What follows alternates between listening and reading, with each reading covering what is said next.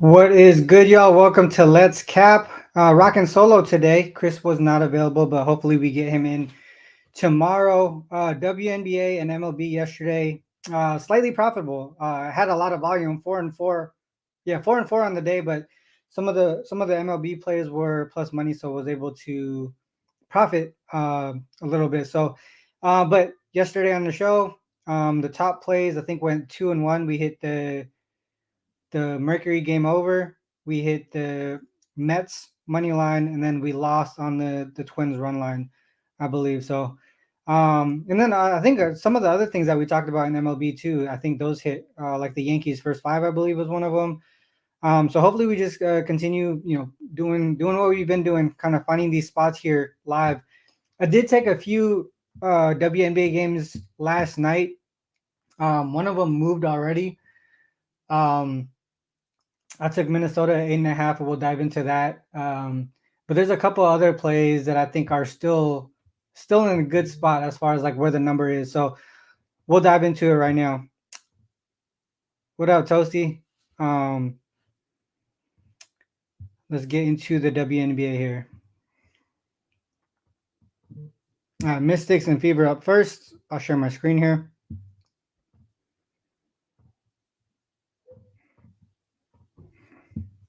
All right, gonna bring up the moneyballer.com. Head to the WNBA page.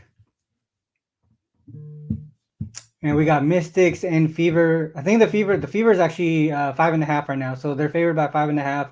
Totals up to 167.5. Yeah, 167.5. I actually didn't bet this game yet, but I really want to right now. I stepped into Ski's show for just a little bit. Heard some of him and Robino's comments, and I can only look towards the Mystics here. There's some systems or situational notes that back the Mystics here. Just in general, not really looking to take the Fever as favorites. Looking at the schedule, the Fever have been playing well, but they've been playing a couple teams that are have not been playing well, right? Atlanta and Chicago, and they put up 91 each. If we look at the opposite side here, the Mystics, they've also been playing really well. They even put up 88 against the Liberty. They were really close to Indiana a couple weeks ago, 83-85. So that was a tight game. They pretty much beat Atlanta roughly here, like was it 19 points here, and then took Chicago. So I think this match is a lot more evenly set up than what the line is. I think there's just recency bias with them hitting 91 each on two of these games here. If we look at some of the trends, a lot is pointing towards the Mystics in the first half, 10-3-1 in the first half ATS. You look at them as on the road, 7-1. Look at them as a dog, 10-3-1. You look at the Fever ATS as favorites, 1-2-1. So right off the bat, I could see one thing to look for is that Mystics first half. And you can see here there is a rest advantage, a pretty big rest advantage. Here's 5 days compared to 3. They also have more rest afterwards, and this is one thing that I've been tracking for a while. The last couple of seasons is when in the WNBA specifically, it's been more profitable than in the NBA. But when a team has more rest in going into the game and more rest after the game, it's been pretty profitable the last few seasons. And if we look towards the totals, you can see overs on the full game here for the Fever, but slight look towards the under here on the Mystics. If I was to bet a total on this one, it would only be the over, just because we'll look at the stats here. But the Fever are the worst defensive team in the league. Pace wise, I mean they're down there, but let me look at the last 5 games actually. Yeah, they're still down there. Last bottom 3 in pace. The Mystics are up there in pace. They still don't have Shakira Austin or Brittany Sykes, but they've been finding a way to get it done offensively. So their offensive rating has actually jumped from dead last to 7th in the last 5 games. Effective field goal percentage, both shooting really well right now, and you can see the Fever, allowing a very high percentage. So defensively, there's definitely the advantage on the Mystic side. Like I said, like and Ski says this all the time. Like you can't. It's hard to lay a number with a team that can't stop opponents. Allowing 88.6 per game. They're averaging 82.4. What's the total again? 166. And if we're looking at points in the paint, pretty evenly matched there. 3-point shooting seems like it's evenly matched there. Corner 3 looks like a spot that the Fever can take advantage of. I think overall right now, and I haven't taken this yet, but 2 ways that I would look at this would be the Mystics in the first half, kind of following these trends right here, and then taking the Mystics team total over. Team total. Mystics team total is at 81.5. Mystics team total is at 81.5. They're averaging 82.4 in the last 5 games. Fever giving up 88.6. Pace is there. So if Mystics can somehow push the pace a little bit against a slow Fever team, they can definitely get over this 81.5. They've gone over it in 4 straight games. I'm actually gonna add that to my card. So Mystics team total over 81.5. And then a strong lean towards the Mystics first half. All right, let's move on to the next one here. Atlanta Dream and the Minnesota Lynx. So this one has moved a little bit. I took the Lynx 8.5. It is at 10, I believe, right now. 10. Caesars is coming down to 9.5. I don't know if it's going to continue to come down, but I think that 2 things can happen here. There's a lot of situational notes here on the Dream side, but I can only look towards the Lynx. So a few things here. Let's look at the schedule. The Dream coming off a win over the Sparks. You know, they lost to the Fever here. If we go to the Lynx side, you know, they've been pretty dominant the last few weeks here. They did take an L to Phoenix, but Phoenix, since Brittany Griner has come back, has been one of the more dominant teams that we've seen. They even took care of business against the Liberty yesterday, and it's really their offense that's picked up for Phoenix. But one thing that worries me is the look ahead to this revenge game here against Phoenix. So I didn't really see that last night, but that is pretty worrisome. So this might be a situation where you could maybe look at Minnesota early. So if we look at the ATS stuff, well, there it is. So first half, the Dream in the first half, 3-9 ATS. If you look as a dog, 0-3, off a win, 0-5 ATS in the first half. Lynx, though, they're not that great in their spot, home and favorite role, not that strong, but this is really popping out a lot right here. 0-5 ATS first half.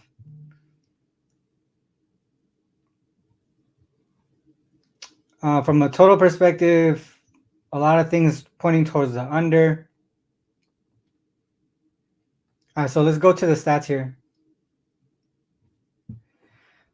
So on the season, the Lynx second in offensive rating, second in defensive rating.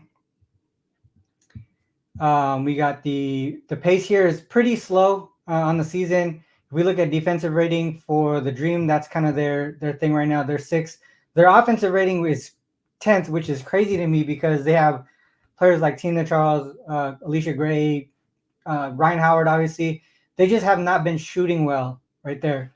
It's that effective field goal percentage that's really brought their offensive rating down. Because if you look at all the other numbers, they're getting to the free throw line. They're not turning the ball over at a higher rate. So they have these opportunities to score. They're just not making their shots. And look at their paint field goal percentage, dead last in the league there.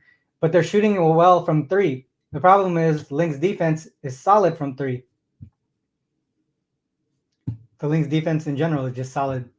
If you let's look at last 5 games here.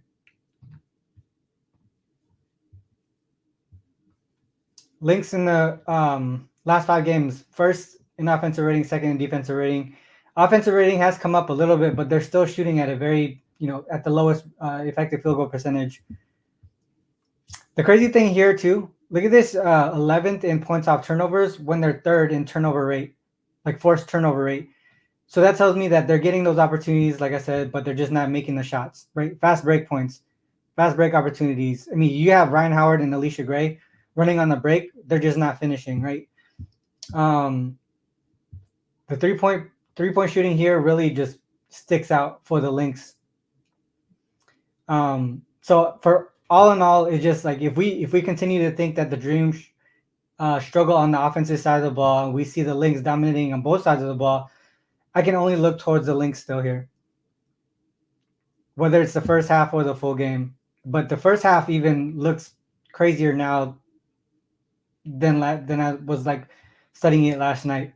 Also, the fact that they got Phoenix on deck, there could be a situation where the Lynx dominate the first half, and if they have a comfortable lead in the fourth quarter, they could let off the gas pedal, leave the door open for a backdoor cover for the Dream. So if I was to redo it, I would definitely focus on the Lynx first half.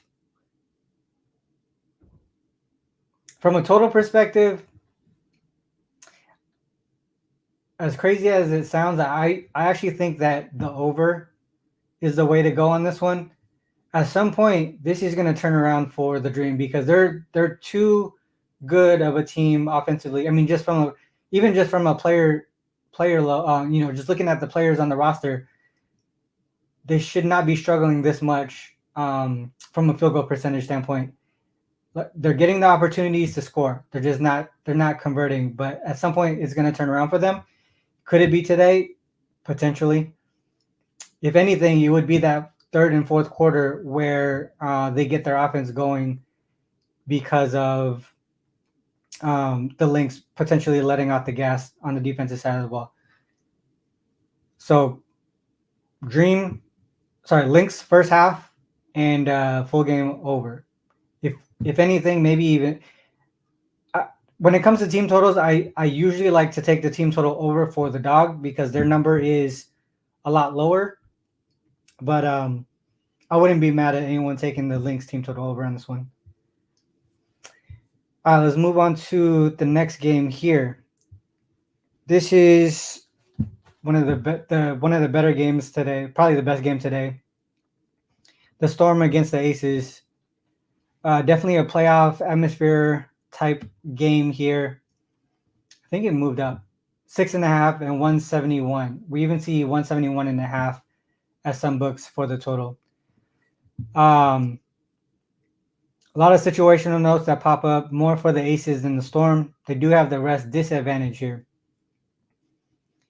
Coming off of a loss against Phoenix, and like I said, Phoenix, they're playing like a top 4 team right now. So I could definitely see what happened here. And also maybe I don't know if they were looking ahead to this Aces game or not, but that could be potentially part of it as well. Because the Storm have been playing really well. The Aces coming off a loss to the Liberty, they do have that rest advantage though. Both teams have Connecticut on deck. Oh, that's okay. So Aces have Connecticut on deck in 2 days. Seattle has a lot of rest coming up after this game. 4 days. Looking at the ATS numbers, Aces continue to struggle here. I think the word is that Chelsea Gray is going to play and there's no minutes restriction. So, in my opinion, some of these things are going to turn around. Will it be against the Storm? I'm not too sure. So look at their numbers at home. 0-7 ATS, 1-6 ATS on the full game. As a favorite, I mean, obviously they're never a dog, so 3-9. Off a loss in that first half, 1-4 ATS. Looking at the totals, Storm defense has been really solid this season. 2-7, 7-2 to the under on the road, 3-0 to the under as a dog. Full game though, I mean, look at the Aces off a loss. They bounced back strong. 4-1 to the over, 5-0 to the over. So they pushed the pace try to come back with offense.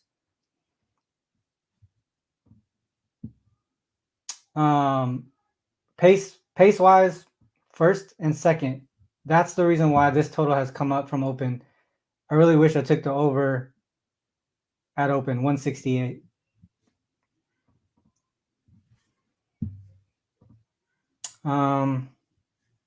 Pace is there. Offensive efficiency is going to be there. Let's actually look at the last 5 here. Pace, offensive efficiency has come down for the Storm, but their defense continues to stay strong there. Aces defense has been struggling. They've been giving it up. Look at 92.6. 90. 103. I believe this one went. Did this one go into OT? No, it didn't. Oh wait, that's okay.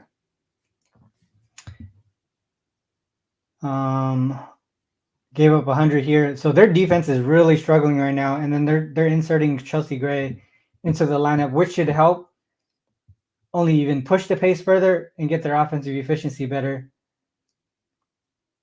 But I don't know how much that's going to help their defense. Free throw rate. They're getting to the free throw line. Storm sending folks to the free throw line at a very high rate. I think this is going to balance out effective field goal percentage. So 11th and 12th. So that I think that balances out a little bit. Offensive rebound rate. So I can see the Storm kind of winning that battle, but the Aces are a very good defensive rebounding team. This is the part that the Storm will be able to take advantage of. I don't think they're going to turn the ball over a lot. So that gives them extra opportunities. If they're going to be able to maintain possession, take good shots, they just got to make them.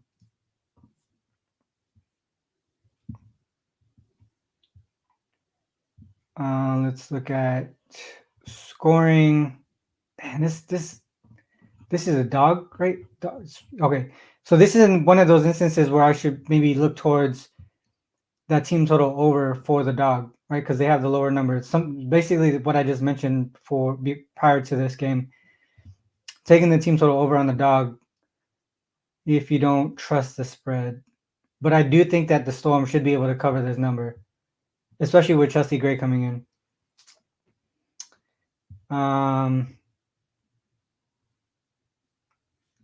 All right, inside the arc.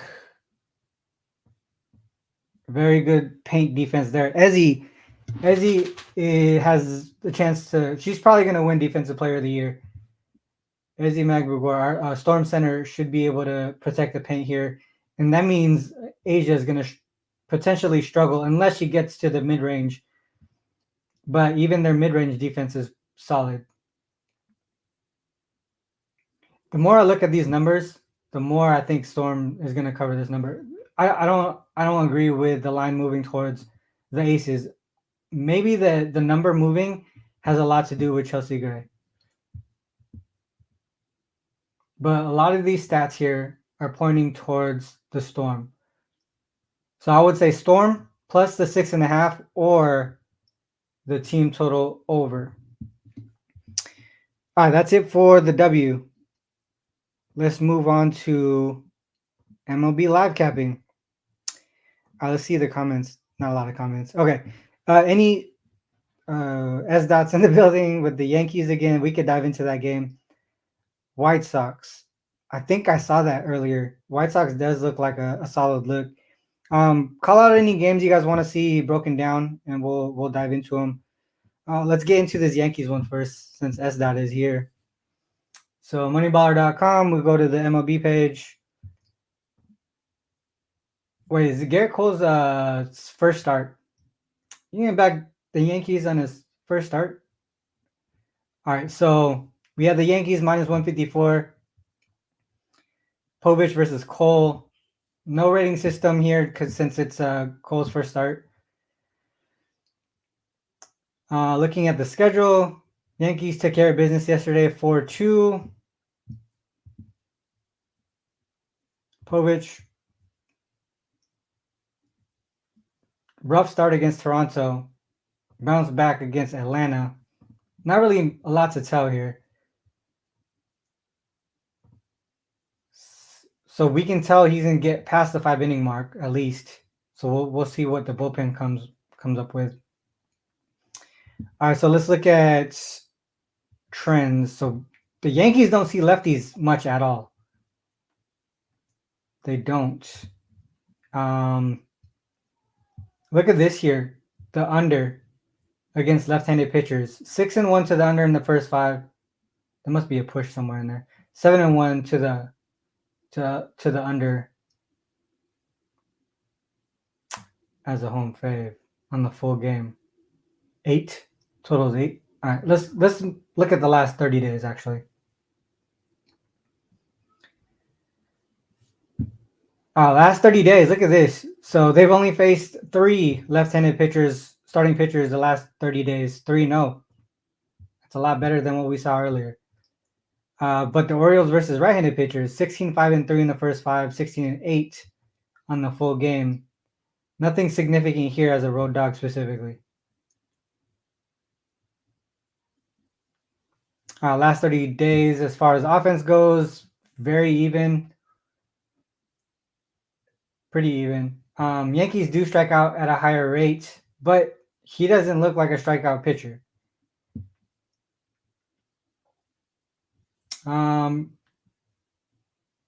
Advanced stats say he's pretty consistent as far as like where the ERA FIP is.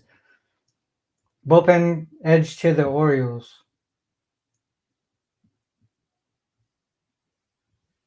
Bullpen edge to the Orioles. What is this? So he went 6-0, gave up 5. This one's hard to tell. Is that I wouldn't mess with this game with it being Cole's first game back. But one thing that really did pop out though, if we go on the full season, is this under here. If you expect Garrett Cole to come out strong with his first outing, I would actually look towards an under type game.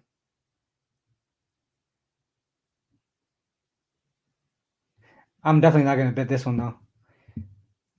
I am definitely not going to bet this one.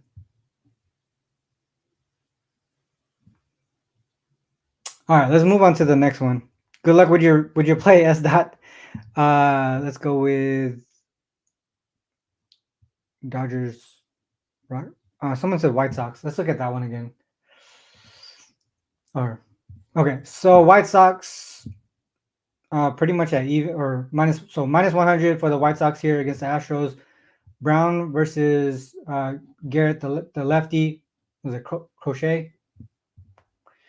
White Sox, the rating system really likes the White Sox, and it really has to do with Garrett here. Starting pitcher matchup. Looking at the schedule, White Sox won yesterday 2-0. Damn, White Sox is 20-54. Okay, so White Sox 2-0. Hunter Brown last 5 starts. Very good the last 2. He went 7 innings though in the last one with 9 Ks. There's potential for I feel like there's a chance he can get lit up here. All right, just looking at the last couple starts. Went against Detroit and against the Angels. So Garrett against the Mariners. I feel like both of these guys about to get lit up. Okay, so 7 innings pitched, 13 Ks. Damn. That's crazy. Okay. This is the reason why he has a 4 on the rating system for a starting pitcher. All right, so let's go to the splits here and we'll pull 30 days.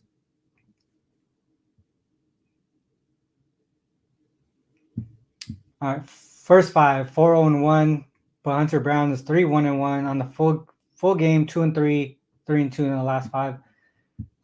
Both looking towards the under. 5-0 to the under right there. Pops out right away. 3-1-1 to the under for Garrett. Neither team doing well against the specific pitcher. So Astros versus left-handed pitchers losing. White Sox versus right-handed pitchers, losing 4-17. That's wild. Okay. Versus left-handed pitchers, 5-2 to the under. Versus right-handed pitchers, to the over. But this to me, just putting this together, is telling me that they're giving up a lot of runs, but he's not. So just putting all that together. So if we look at the stats, White Sox offense not that great. They did come out with a 2-0 win, but it's because they blanked the Astros. Are they going to be able to blank the Astros again? Not sure.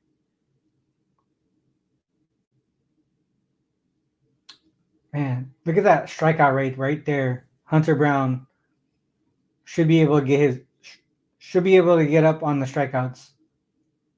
Both really solid pitchers. His numbers are very good. Potential for maybe some negative regression here for Hunter Brown. So I think Hunter Brown could get hit today. Bullpen wise, nasty. White Sox bullpen has been getting lit up. Astros have the advantage on the bullpen. If I was to bet anything, it would be White Sox. Anything on the White Sox, it would be the first 5, not the full game. White Sox first 5. Just back the starting pitcher here and stay away from the bullpen. That is what I would do. Because there's, like I said, there's still negative regression here. They're likely not to get to Garrett much at all. Maybe a run if anything. But I can't see him getting hit up here. But I can see Brown getting hit up. So it'll be White Sox first 5 or nothing. Any more games here? Dodgers Rockies.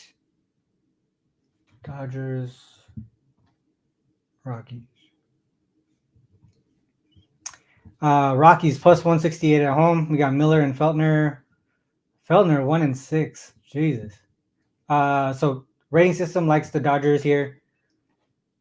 Looks like they have the advantage on every level. Starting pitcher, bullpen, and team batting. All right, so looking at the schedule. Oh, this was that game yesterday. Oh my God. This is that game yesterday where everyone was talking about the home run that happened after it should have been a called strikeout to end the game. All right, and then Dodgers 9-5, Paxton. So they're looking to go 3-0 so far in the series. Miller he's coming back. He hasn't had a start in a while. That's tough. All right, against Feltner. Feltner's been giving it up, especially at home. Give up 4, give up 8, give up 5. Right off the bat, I'm looking at an over. I don't care if it's like 12. Well, it's 10.5. It's probably 10.5 because of Miller.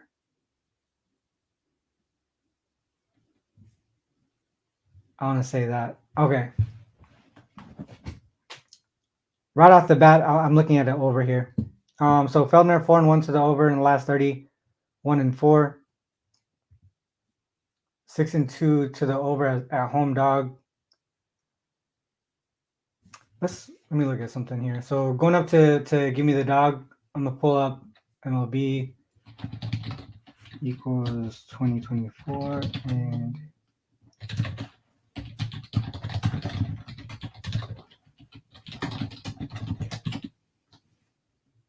okay, so this is their first series together. 2-0 to the over. Let's actually pull in last season and see how they did in Colorado. 6-3 to the over. Feltner. So last season, look at this. Last season, the same matchup in September. Miller and Feltner. 11-2. Bro, Rocky's about to get lit up again. I would say the over is the one to go here because I think with Miller coming back, being his first start, I think he could potentially give a few up. But I would only look towards the Dodgers on the run line. Man, they got lucky yesterday though. I would say just take the over. If you're looking at Yerfy Nerfy type stuff, Feltner's 5-0. What's on? How about the full season? Feltner 12-2 to the Yerfy. So and then Miller 3-0. That's because of the Dodgers probably. Yeah, Yerfy Nerfy. If someone asked about Nerfies, I would say the opposite here. Yerfy on this game. Runs to be scored in that first quarter, in that first inning. Let's look at the stats here.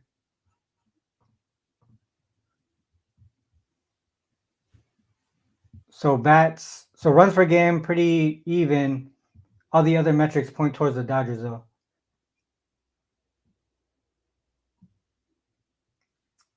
Man, okay. And pitching, nothing for Miller the last 30 days, obviously, since he hasn't been pitching. Feldner, 5.74 ERA. His xFIP is only 3.5, though. Bullpen, they've been giving it up. Jeez. How far does Feltner get on his game? Is 5.2. He pitched 6 2/3 in his last one. I'm assuming he's going to come back down to like 5, probably not even 5 innings in this game.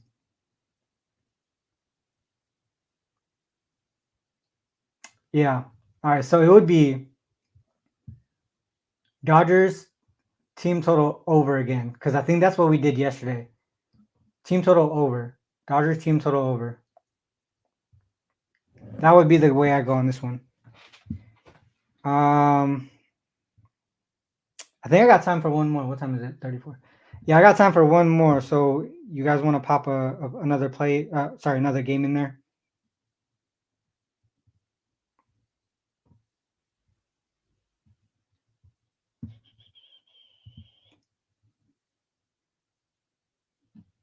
Red Sox. I see Red Sox. Let's not pull that Red Sox. Let's just do this one. So this is gonna be the last game here. Red Sox, Blue Jays. Bayo and Gossman. Red Sox have won. So looking towards the Red Sox here. Rating system likes the Red Sox. Schedule wise, Boston is looking for the sweep. So they won 4-3, 7-3. All right, so last 5 starts. Bayo, man, he's been giving it up. 4, 5, 4, 3, 3. Very consistent there as far as giving it up. So he went 4 2/3. Not really great control wise either. Always having some walks. Gossman gave up 8 hits in the last one. Only pitched 5 in the third. It's probably because he pitched 9 innings in that game against Oakland. He's been pretty solid outside of this one against Baltimore. What did the rating system? So rating system did give the edge to the Blue Jays for the starting pitcher. All right, so splits. Okay. Bro Dog 2-0. Home favorite 0-1. Away Dog 2-0 to the over, 1-0 to the under. So he's not getting run support in that situation. In general, against right-handed pitchers, both really solid in their spots right now. Home favorite 6-2, Road Dogs 4-1. First 5 over though, 7-1, 4-1. First 5 over. Okay. All right, first 5 over. So batting matchup. Slight edge to the Red Sox, or edge to the Red Sox here, but they do strike out a lot. They're seeing the ball well, right? They're walking, they're not striking out, but when they get contact, barrel rate and hard hit rate is very low. And that's why they don't have a lot of power. No home runs. No speed either. 12 stolen bases compared to 35. So offense to the Red Sox. Starting pitcher. I mean, this says potential negative regression. Potential positive regression for Bale. Consistent with Gossman, though. We know, it seems like we know what we're going to get from him. High walk rate. Okay. This seems like damn.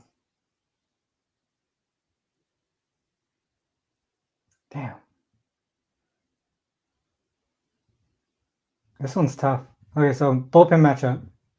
Edge to the Red Sox. Definitely edge to the Red Sox.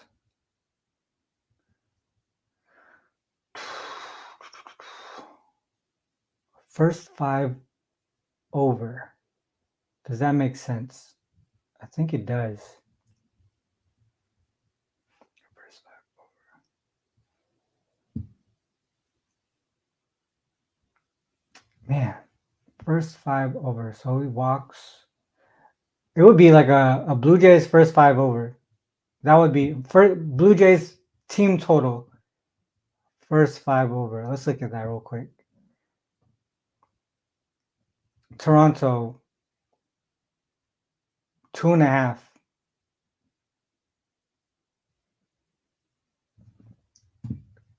Can they get 3 runs on Bale? If I was to bet this one, it would be Blue Jays team total. Blue Jays team total in the first 5. That would be the way that I look on this one. All right, so I like Jays for first 5. Yeah, no, that's a line. Yeah, no, I like that. Fuck it, let's just do one more. Someone mentioned Nationals and Diamondbacks. That's like the second time I saw it. All right, so Nationals and Diamondbacks.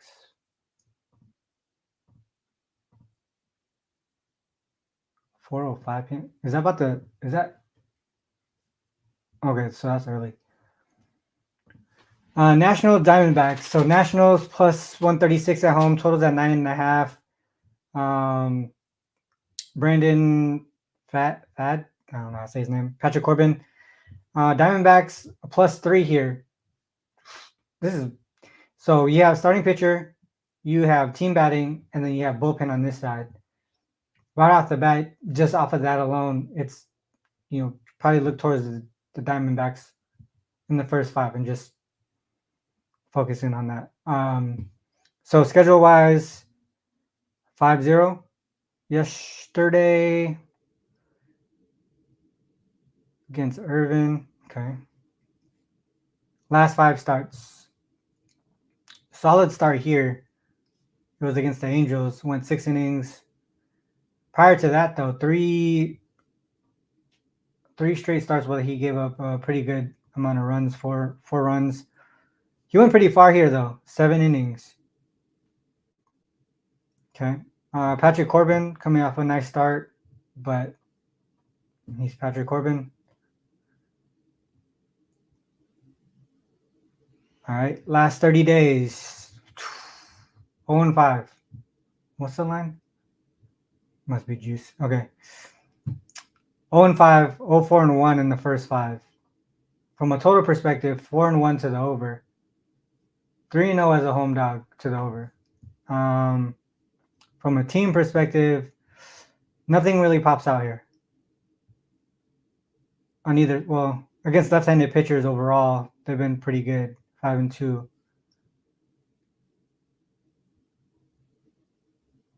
Okay.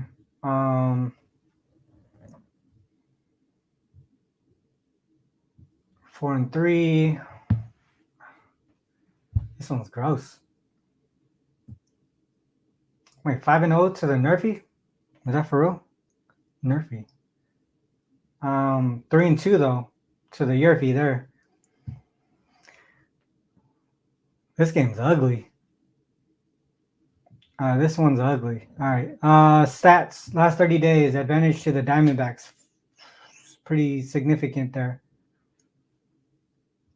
Significant gap between the two teams. Starting pitcher. Potential for positive regression here for Brandon. What's the strikeout? Okay.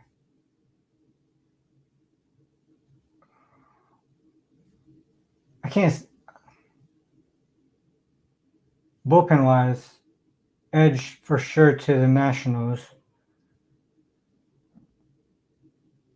I can't see why you don't just take the Diamondbacks first 5. Maybe on the run line. I don't know what that would be. Either Diamondbacks first 5 or a team total was 9.5. Damn, that's pretty high.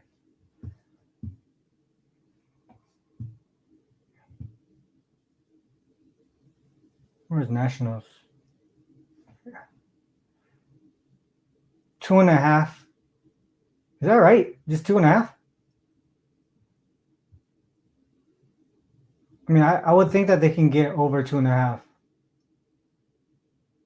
What's the full game? 5.5.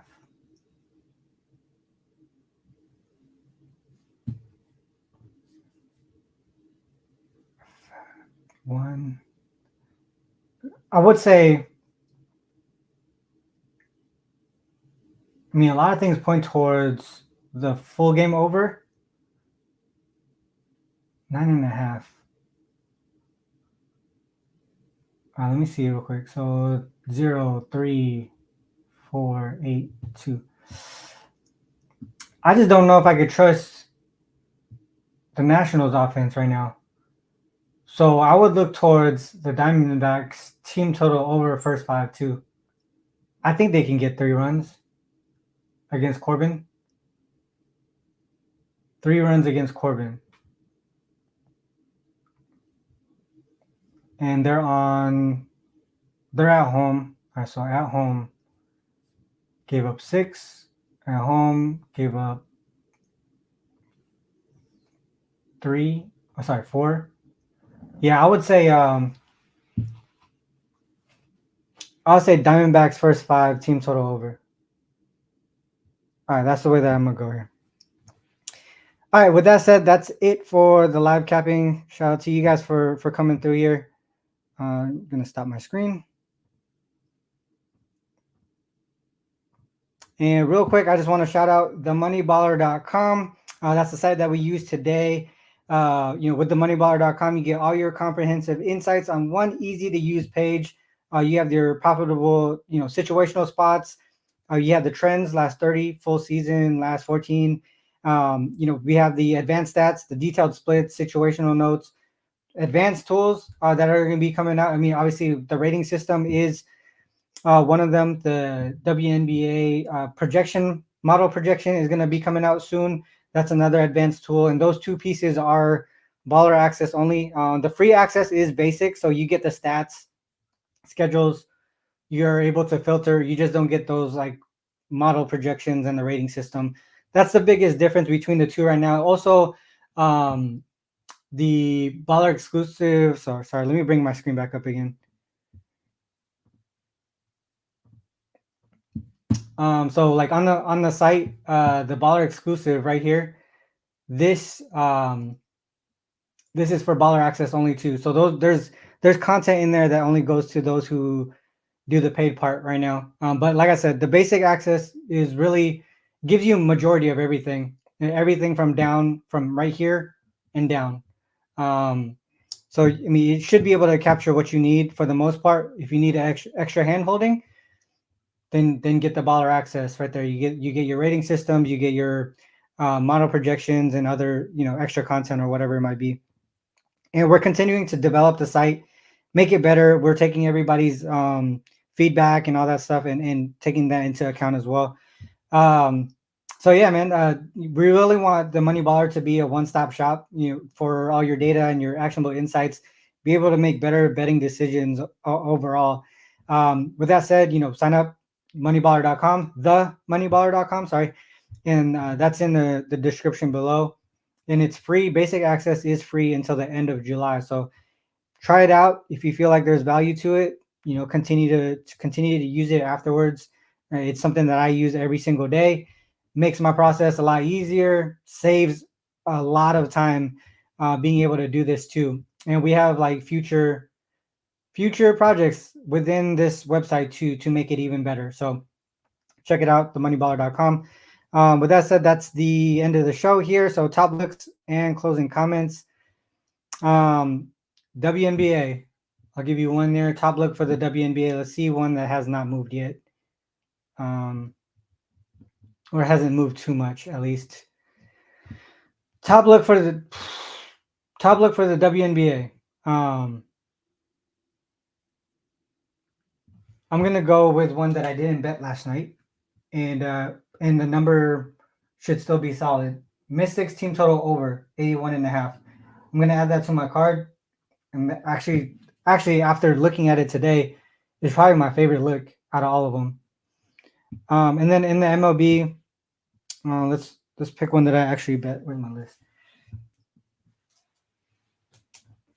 One that I actually bet here, the Mets.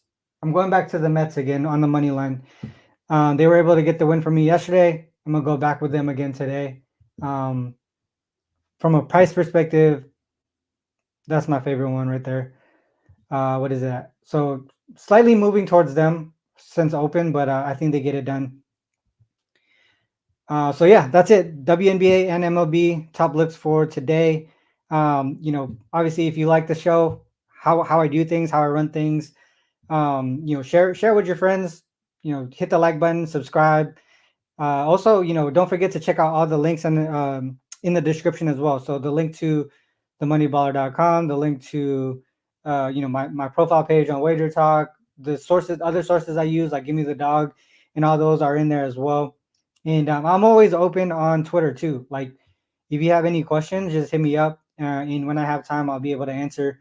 For the most part, a lot of people that watch the show too, they know that I'm pretty open. Like I'll pretty much answer a lot of things.